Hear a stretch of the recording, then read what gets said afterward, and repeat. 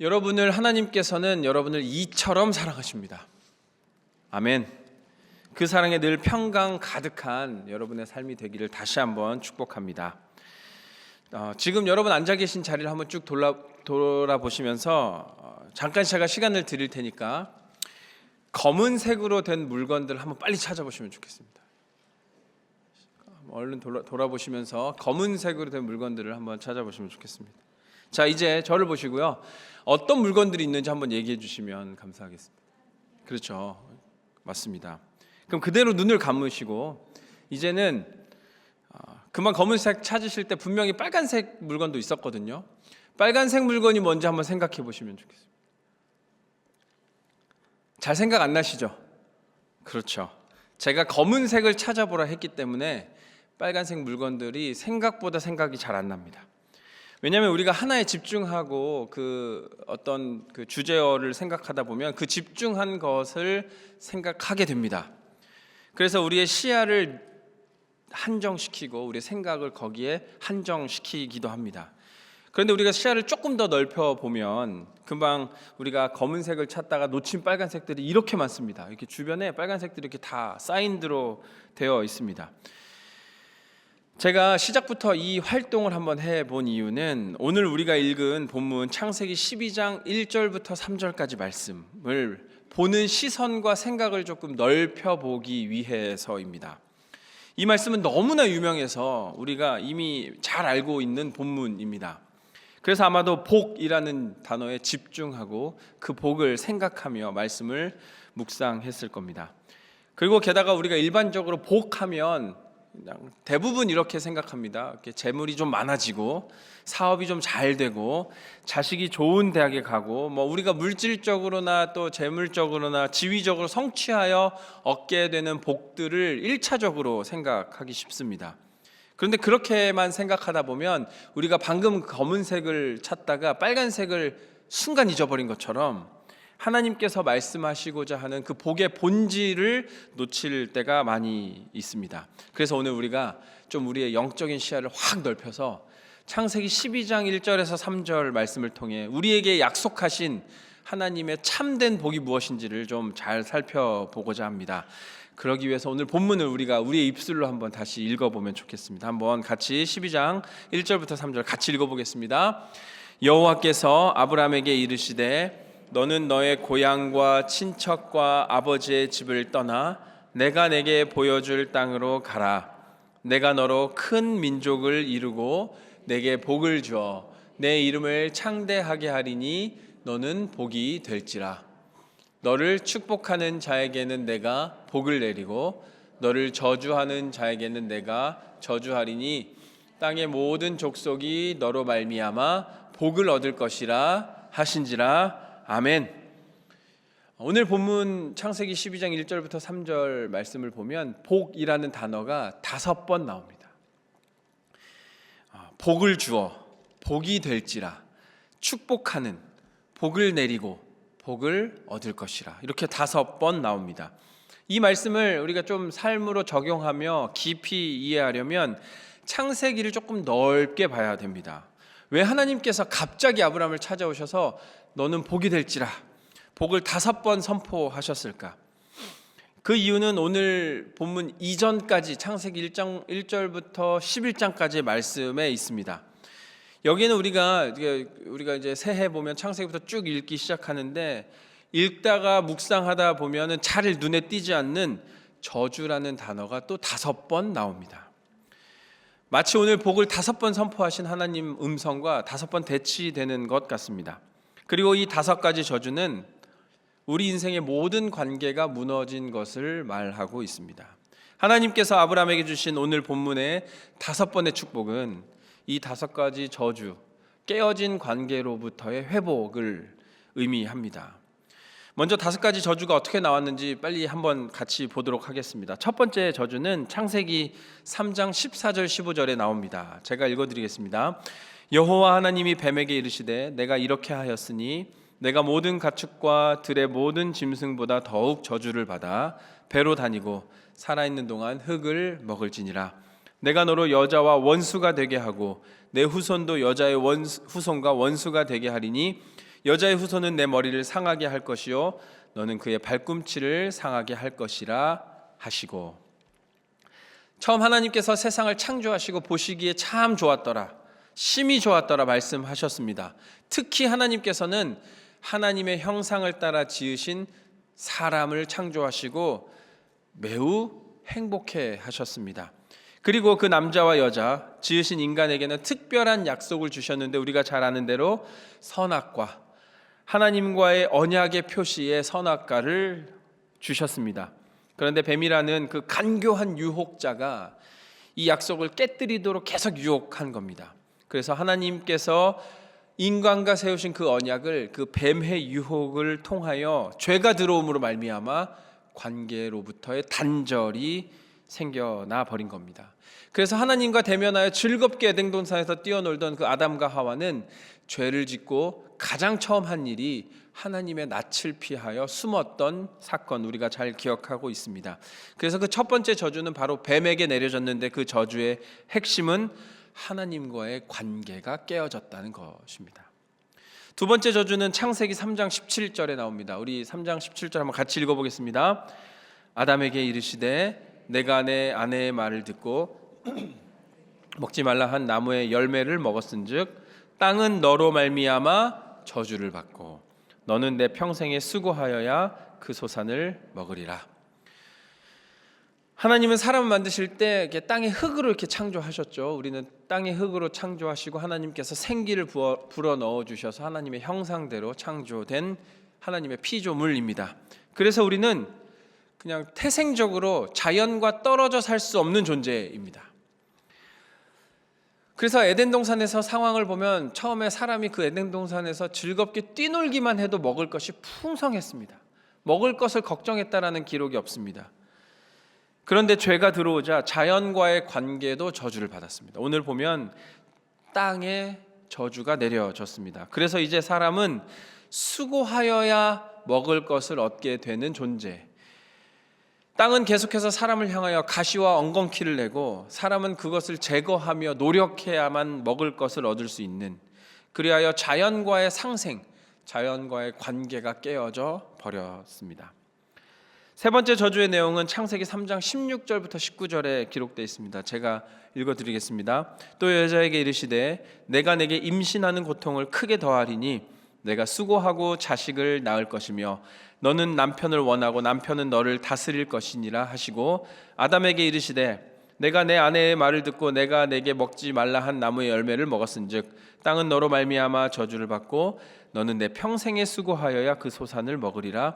땅이 내게서 가시덤불과 엉겅퀴를 낼 것이라. 내가 먹을 것은 밭의 채소인즉 내가 흙으로 돌아갈 때까지 얼굴에 땀을 흘려야 먹을 것을 먹으리니 내가 그것에서 취함을 입었음이라. 너는 흙이니 흙으로 돌아갈 것이라 하시니라. 여러분, 오늘 보면은 아까 본문과 또 중복되는 부분이 있지만 하나님께서 보시기에 가장 좋으셨던 것은 아담이 독처하는 것이 안타까워 하와를 아담에게로 이끄셨을 때, 그리하여 그 둘의 관계가 부부의 관계로 되었을 때 하나님께서 매우 기뻐하셨습니다. 그래서 돕는 배필 하와를 주셨고 이제 아담은 기쁨으로 말하죠. 이는 내 뼈 중에 뼈요 살 중에 살이라. 그런데 이제 죄가 그들 속에 들어오자 부부 관계가, 너무 사랑하던 부부 관계가 원망의 관계로 돌아서 버린 겁니다. 세 번째 저주는 부부 관계에 문제가 생겼음을 의미하고 있습니다. 그래서 하나님께서 그들에게 어디 있느냐 말하셨을 때 아담은 하와를 탓하고 하와는 또 뱀을 탓하며 서로를 비난하는 관계가 되어버렸습니다. 가장 가까워야 할 관계가 비난하고 원망하는 관계로 멀어져 버린 겁니다. 네 번째 저주는 가인과 아벨 사이에 행해진 관계입니다. 창세기 4장 11절에 이렇게 기록합니다. 땅이 그 입을 벌려 내 손에서부터 내 아우의 피를 받았은즉 내가 땅에서 저주를 받으리라. 네 번째 저주는 가인에게 내려진 저주입니다. 이것은 그 부부 관계라는 귀하고 아름다운 관계 사이에서 나온 열매, 그 자녀들 사이에서 이제 서로 시기하고 질투하고 비교하여 열등감 때문에 끔찍한 비극을 저지른 형제 관계에 문제가 생겨났음을 우리가 알 수 있습니다. 좋지 못한 갈등이 결국 형이 동생을 죽이는 비극을 초래해 했습니다. 여러분, 형제 관계가 살인으로 끝난 관계의 깨어짐이 네 번째 저주입니다. 그리고 마지막 다섯 번째 저주는 노아와 함의 관계에서 함에게 내려졌습니다. 창세기 9장 25절에 이렇게 기록합니다. 이에 이르되 가나안은 저주를 받아 그의 형제의 종들의 종이 되기를 원하노라 하고, 노아와 그의 아들 함 사이에 일이 있었습니다. 아버지가 취한 틈을 타서 아들이 아버지를 막 모욕하고 비난했습니다. 부모 자식 간의 존경의 관계가 깨어져 버리고 사랑의 관계에 금이 가 버린 겁니다. 여러분, 이 창세기 1장부터 11장에 나타난 다섯 번째 저주는 하나님과의 관계, 자연과의 관계, 부부와의 관계, 형제의 관계, 이어서 이제 마지막 부모 자식 간의 관계까지 문제가 생겼습니다. 이 다섯 가지 저주는 한마디로 우리 삶의 모든 관계에서의 깨어짐입니다. 그래서 이런 저주가 내려진 이후 사람들의 삶은 점점 복잡하고 힘들어지게 된 것입니다. 가장 큰 원인은 죄가 우리 가운데 들어와 하나님과의 관계가 깨어지면서 시작되어 버린 겁니다. 여러분, 죄는 관계를 깨어버리는 겁니다. 그리고 죄가 지속되며 이 관계 회복이 더 이상 우리의 힘으로 감당할 수 없게 된 지경에 이르렀습니다. 얼마나 안타까운지 모릅니다. 그런데 여러분, 하나님께서는 이제 우리에게 완벽한 회복을 선물하셨습니다. 그것이 오늘 창세기 12장에 나타난 아브라함의 부르심 사건입니다. 여러분, 한번 물병을 상상해 보시기 바랍니다. 제가 이 작은 물병을 손에 이렇게 들고 있으면 어떨까요? 처음 1, 2분은 뭐 들만 하겠죠. 그렇게 무겁지 않으니까 가볍겠죠. 그런데 1시간을 들고 있으면 어떨까요? 제가 무겁겠죠. 하루 종일 들고 있으면 아마 손이 마비되고 막 울고 있을 겁니다. 여러분, 죄가 정확하게 이렇습니다. 죄는 처음에 작고 가볍게 여겨집니다. 뭐 이 정도는 괜찮아. 뭐 누구나 한 번쯤은 그럴 수 있어. 이렇게 생각합니다. 그런데 이렇게 죄와 함께하는 시간이 반복되고 지속되고 길어지면 죄의 무게는 걷잡을 수 없이 커지게 되는 겁니다. 점점 더 무거워지고 우리를 짓누르게 되고 결국 우리는 그 무게를 감당할 수 없게 되는 것입니다.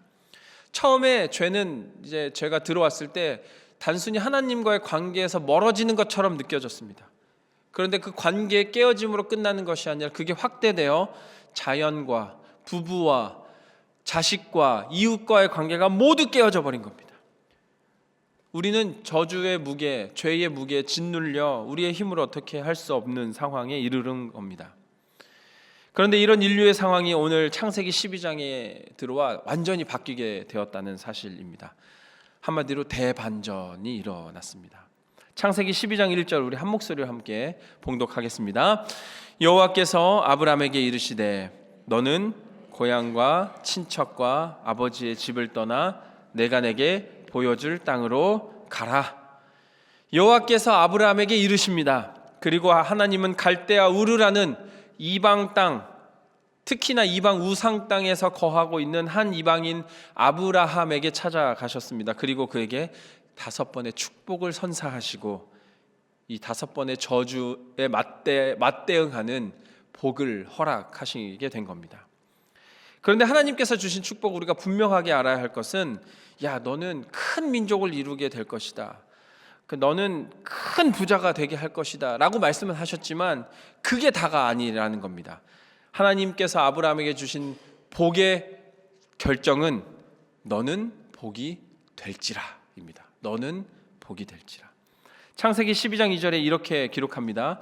내가 너로 큰 민족을 이루고 내게 복을 주어 내 이름을 창대하게 하리니 너는 복이 될지라. 그리고 3절에 이어서 이렇게 또 기록합니다. 땅의 모든 민족이 너로 말미암아 축복을 받을 것이니라. 여러분, 이것은 스가랴 8장 13절에 한 번 더 확인되고 있습니다. 스가랴 8장 13절 같이 읽어보겠습니다.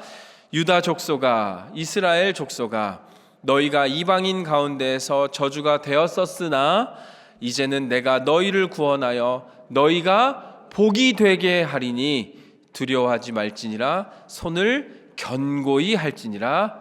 아멘. 여러분, 아브라함이 그저 단순히 재물적으로 뛰어난, 지위적으로 높아지는 복을 받은 것이 아니라 복 그 자체가 되었습니다. 복 그 자체. 그리고 이제 사람들은 하나님 아브라함처럼 축복받게 하옵소서 이렇게 기도하게 된 것입니다. 이제 우리의 고정관념을 깰 시간입니다. 아까 검은색을 찾다가 빨간색을 못 보았던 그 시간을 뒤집을 차례입니다.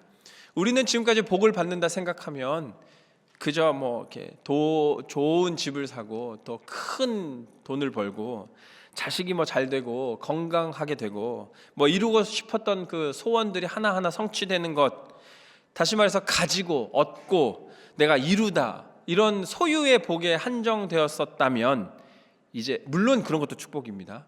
그런 축복이 여러분에게 충만하게 축복합니다.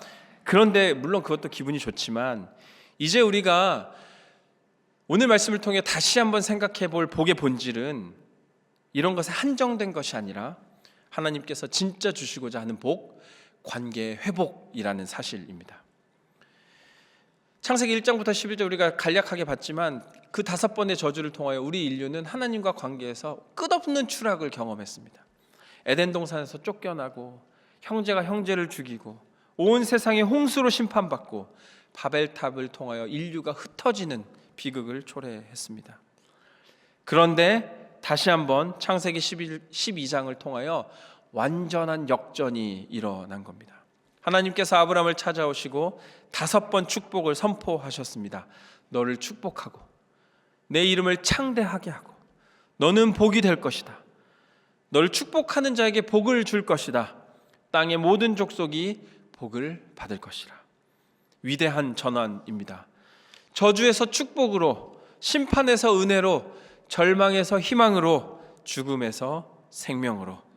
그리고 여러분, 여기 앉아 하나님께 예배하는 저와 여러분 모두는 똑같은 전환을 경험하였습니다. 그러니 여러분, 우리도 이제 너는 복이 될지라 선언을 받은 복의 근원입니다. 그런데 여러분, 이 놀라운 선언을 받은 우리가 이제 그렇게 살면 안 됩니다. 복을 소유하는 것이 아니라 이제 복을 흘려보내야 합니다. 그리고 복을 쌓아둘 것이 아니라 복을 나눠줘야 합니다. 너는 복이 될지라, 이 말씀의 핵심은 복을 받아라가 아니라 복이 되라입니다. 그러면 받는 것에서 멈추지 말고 이제 나눠주고 흘려보내는 명령을 따라야 할 것입니다.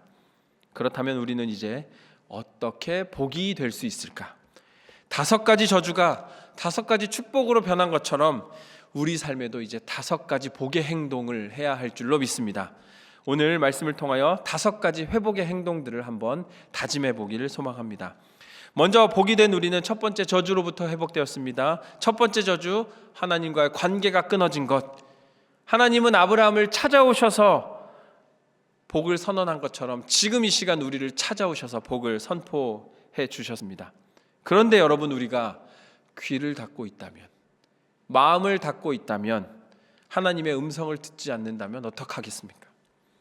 여러분, 첫 번째 관계를 회복하기 위해 우리는 나의 마음을 활짝 열고 하나님께 나아가야 할 줄로 믿습니다.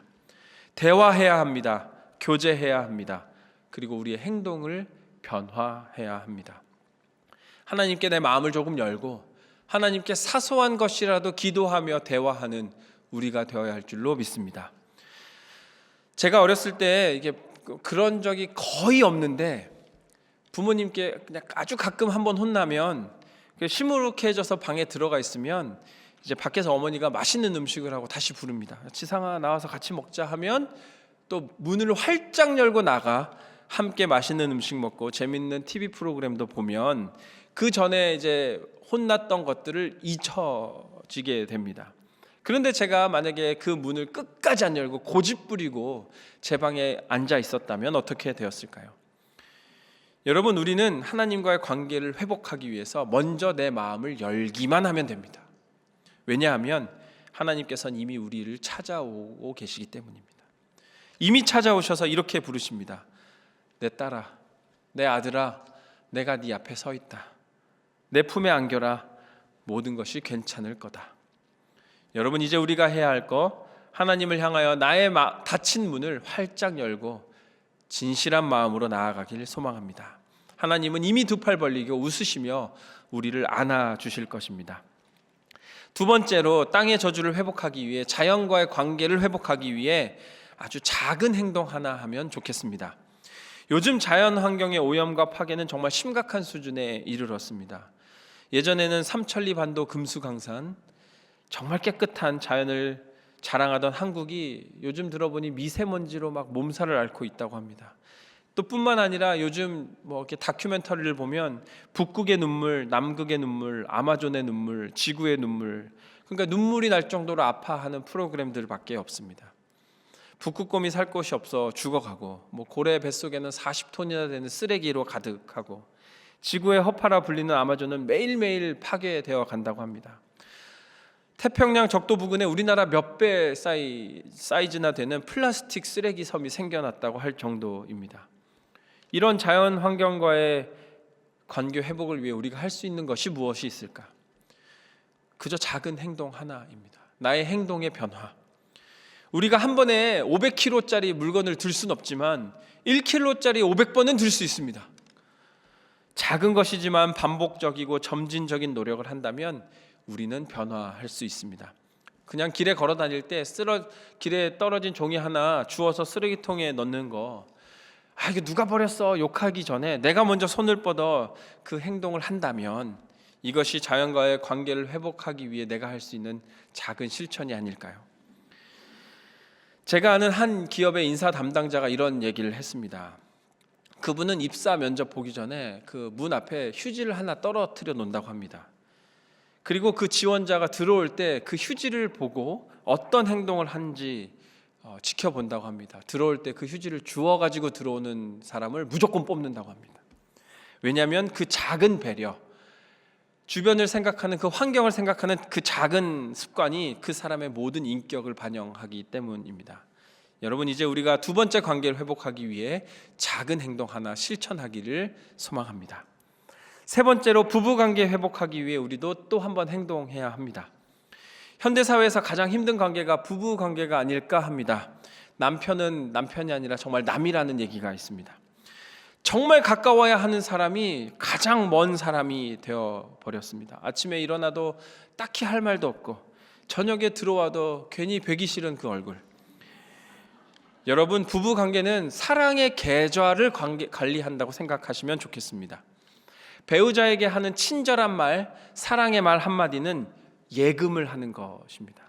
그런데 반면 나쁜 말, 듣기 싫은 말, 잔소리를 한다면 그 넣었던 계좌에서 돈을 인출한다고 생각해 봅시다.